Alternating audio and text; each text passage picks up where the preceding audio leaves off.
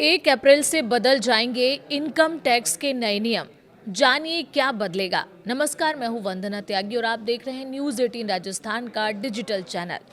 1 अप्रैल 2026 से भारत में नया आयकर कानून लागू होने जा रहा है।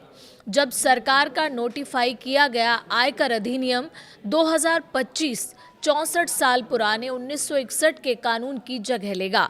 और ख़ास बात यह है कि टैक्स स्लैब में कोई बदलाव नहीं हुआ है, लेकिन सिस्टम को सरल, पारदर्शी और कम विवाद वाला बनाने की कोशिश की गई है।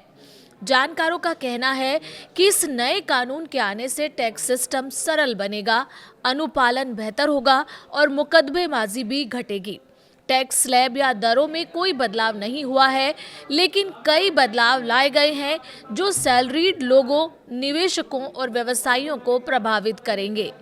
1 अप्रैल से लागू होने वाले मुख्य बदलाव क्या हैं, आइए अब वो जानते हैं।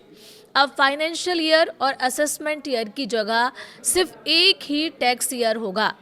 इससे कंफ्यूजन कम होगा और टैक्स कैलकुलेशन आसान बनेगी। अब साधारण आईटीआर की फाइलिंग की डेडलाइन 31 जुलाई होगी। बिजनेस, प्रोफेशनल और आईटीआर की डेडलाइन 31 अगस्त तक होगी। इसके अलावा ऑडिट वाले केस कंपनियों के लिए 31 अक्टूबर तक होगी। कुछ स्पेशल केस में डेडलाइन 30 नवंबर तक रहेगी। रिवाइज्ड रिटर्न फाइल करने की समय सीमा भी बढ़ाई गई है। टैक्स ईयर के आखिरी से 12 महीने तक कुछ फीस के साथ रिवाइज्ड रिटर्न फाइल किए जा सकेंगे। एचआरए को लेकर भी कुछ बदलाव हुए हैं। एचआरए में राहत के साथ सख्ती भी आई है। बड़े शहरों में 50% तक छूट मिलेगी, लेकिन मकान मालिक की डिटेल देना अनिवार्य होगा। नए नियमों के तहत मुंबई, कोलकाता, दिल्ली, चेन्नई, हैदराबाद, पुणे, अहमदाबाद और बेंगलुरु में रहने वाले कर्मचारियों को सैलरी के 50% तक एचआरए छूट मिलेगी, जबकि बाकी जगहों के लिए ये सीमा 40% ही रहेगी। अभी तक सिर्फ मुंबई, दिल्ली, कोलकाता और चेन्नई के कर्मचारियों को ही 50% तक छूट मिलती थी। बाकी जगहों पर यह छूट 40% थी। अगर आप एक साल में 1 लाख से ज़्यादा किराए का भुगतान करते हैं तो आपको मकान मालिक के पैन कार्ड की डिटेल जमा करनी होगी। कंपनी की कार और ड्राइवर से जुड़े नियम भी बदले हैं।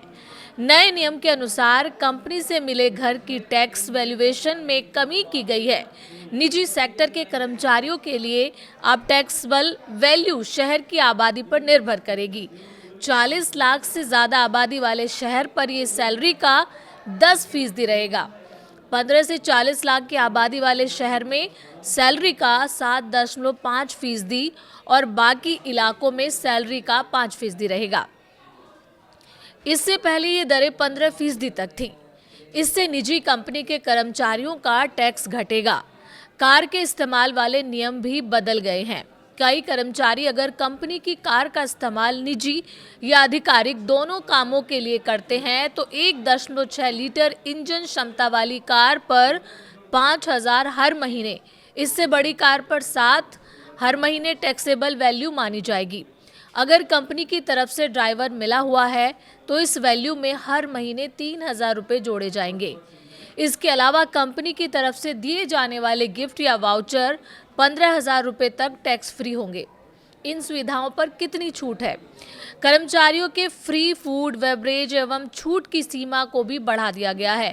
पहले प्रति मील 50 रुपये थी, लेकिन अब 200 रुपये तक कर दी गई है। कंपनी की तरफ से दिए गए गिफ्ट या वाउचर पर 15,000 रुपये तक टैक्स फ्री रहेगा, लेकिन इससे ज़्यादा होने पर पूरी राशि टैक्स के दायरे में आ जाएगी। एजुकेशन अलाउंस पर भी छूट मिली है। बच्चों के एजुकेशन अलाउंस पर हर महीने 3,000 रुपये की टैक्स छूट मिलेगी।